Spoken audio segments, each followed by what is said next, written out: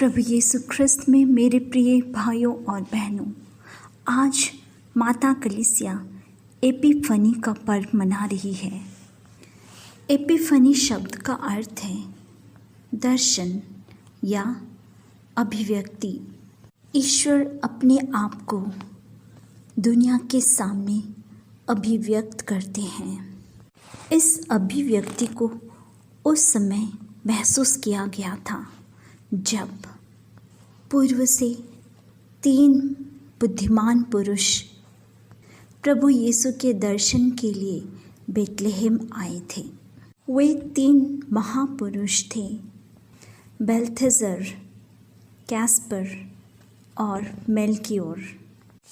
Epiphany ईश्वर के लिए 3 महापुरुषों की वास्तविक, अविश्वसनीय और प्रभावी खोज को रेखांकित करता है, जिसका स्वागत बाल यीशु के रूप में परमेश्वर के प्रकट होने से हुआ।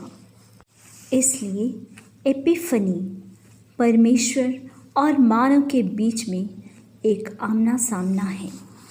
अपनी पुस्तक गॉड्स पॉपर या ईश्वर की दरिद्रता में लेखक निकोस कज़ान्त्ज़ाकिस ने ब्रदर लियो के चरित्र को चित्रण किया है कि कैसे वे संत फ्रांसिस के उदाहरण के अनुसार ईश्वर की खोज करते हैं। ब्रदर लियो ईश्वर की खोज में असीसी के सड़कों पर नंगे पांव, भूखे और कँपते हुए घूम रहे थे, जबकि नगरवासियों ने जिस परमेश्वर को ढूंढ रहे थे उसे उन्होंने पा लिया था। जैसा उन्होंने चाहा था वैसा ही उन्होंने ईश्वर को पा लिया था। उनके ही आकार में बच्चे, पत्नी और जिंदगी के सभी चीज़ों में उन्होंने ईश्वर को पा लिया था।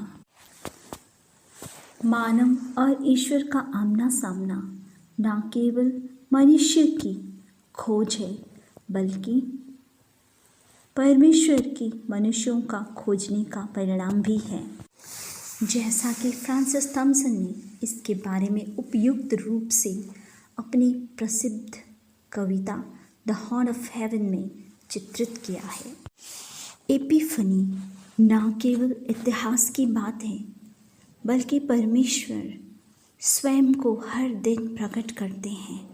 यीशु स्वयं कहते हैं कि वह अपने छोटे से छोटे भाइयों में, गरीब, अजनबी और कैदी में प्रकट करते हैं। यीशु के उन शब्दों में सच्चाई है, संत पापा फ्रांसिस द्वारा प्रमाणित है, जो कहते हैं, आइए हम आज प्रभु यीशु को अपने छोटे भाइयों में गले लगाएं, गरीबों में उनकी सेवा करें। नोबेल पुरस्कार विजेता रविंद्रनाथ टैगोर अपनी गीतांजलि पुस्तक में कहते हैं, ईश्वर वहाँ है जहाँ जोतने वाला कठिन भूमि को जोत रहा है और जहाँ पथ निर्माता पत्थर तोड़ रहा है। हमसे वह आग्रह कर रहा है कि मिट्टी पर उतर आओ ताकि हम परमेश्वर से मिल सकें। आज हम स्वयं से यह प्रश्न पूछें, क्या मैं परमेश्वर को खोजता हूँ और उसे पाता हूँ? क्या मेरे जीवन में ईश्वर मेरी प्राथमिकता है? क्या मैं यीशु को अपने छोटे से छोटे भाइयों में पाता हूँ? गरीबों की सेवा में क्या मैं यीशु को ढूंढता हूँ? प्रिय भाइयों और बहनों, आइए हम प्रार्थना करें।